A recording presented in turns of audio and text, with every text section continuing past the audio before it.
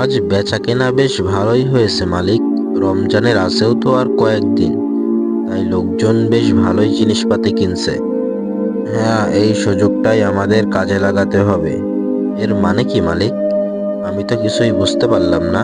শোন, এই রমজানে আমাদের আরো বেশি করে মুনাফা অর্জন করতে হবে। কিন্তু মালিক, সেটা কিভাবে করবেন? এই যে জিনিসগুলো দেখতে পাচ্ছিস, এই জিনিসগুলো পেছনের ঘরে লুকিয়ে রাখ। আর সবার সামনে বলবি যে সামগ্রী সহজে পাওয়া যাচ্ছে না, খুব বেশি দাম দিয়ে নিয়ে আসতে হচ্ছে। এটা বলে সকলের কাছ থেকে দ্বিগুণ মূল্য নিবি, বুঝতে পেরেছিস? এতে আমাদের অনেক লাভই হবে। কিন্তু মালিক, কোনো কিন্তু নয়, যেটা বলেছে সেটা কর। কিন্তু মালিক, এটা করা ঠিক নয়। রমজানে পণ্য সহজলভ্য করা উচিত, যাতে কারো কষ্ট না হয়। এই, তোকে এত জ্ঞান দিতে হবে না। আমি শুধু চাই টাকা, আমার টাকা হলেই হয়ে গেল, বুঝতে পেরেছিস? এখন যা বলেছি সেটা কর। তাহলে মালিক, আমি আপনার এখানে আর কাজ করব না। আপনি আপনার ব্যবসা চালান। যা যা, আমার দরকার নেই তোর মতো লোক।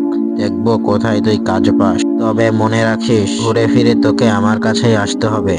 যা এখান থেকে।